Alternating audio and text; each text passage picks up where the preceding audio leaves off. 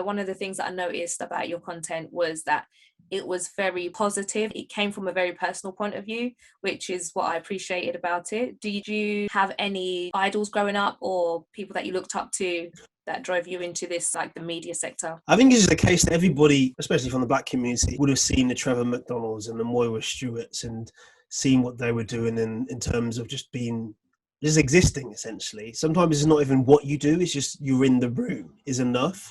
And I found being in that space. Yeah, exactly. I found that myself in terms of people come up to me in the street and they just kind of thank me for being in the room. And I hope that they watch the content in terms of they enjoy the content and they enjoy what I try and do and what the messages I try and bring across and the people I try and highlight. But at the same point, sometimes it's just being happy to know that there's someone there who potentially, at least, is fighting your corner.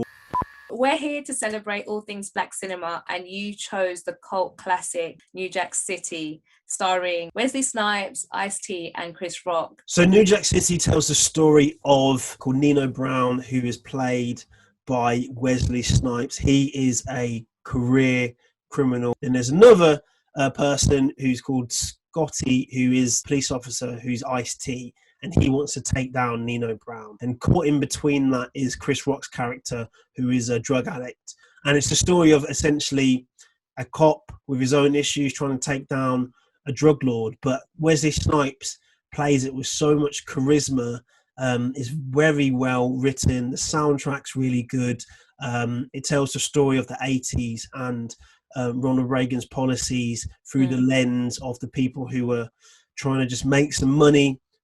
I'm a big fan of Snowfall, and someone else did Deep Cover, which I feel they're all kind of talking about the same thing.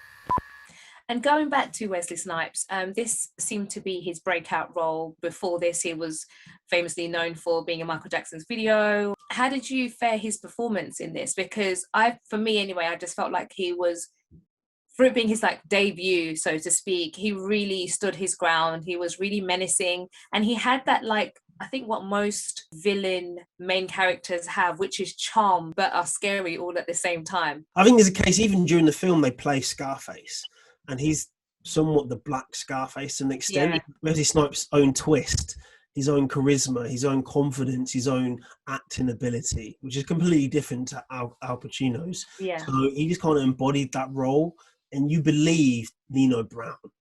You believed his anger. You believed in his charm, so you believe all that stuff. He did such a good job of embodying that character. And he went on to do a similar role when it came to Demolition Man, when he played... Demolition Man. And talking about rappers turned actors and performances, I'm going to do a little quick fire round with you now. Do you have any favourite rappers that turned actors? It's probably Will Smith, simply because I remember Will Smith was the guy. Like, people forget that Will Smith was the guy at one point. Yeah. He's just come out with a new movie where he plays Venus Williams and Serena Williams' dad, as someone who everybody grew up watching Fresh Prince of Bel-Air. So he really went on a journey of acting self-discovery to an extent. And he could have been Neo in The Matrix, but he turned it down. I know. Until this day, like I see interviews and he's just like, I effed up there. Yeah, he did mess up. But then it would have been, because Keanu Reeves is Neo. Like, he's just... Yeah, I mean... He's not like the most... He hasn't got that much character. He's just the one. That's it. If Will Smith was the one... I have the biggest soft spot for Keanu Reeves. I don't know. He's just... Him as a human being, I think, is... He's a good guy. But yeah, Will Smith, I think... Like, people downplay just how big a deal Will Smith is. I think the only person that matches him is Jamie Foxx. Yes. He obviously has Oscars. Jamie's a better stand-up comedian. He's probably a better actor. He's definitely a better singer. So wait a minute. I think you've just said something really controversial there. Will Smith did Ali, which is a biopic. Yeah. Jamie Foxx did Ray, biopic.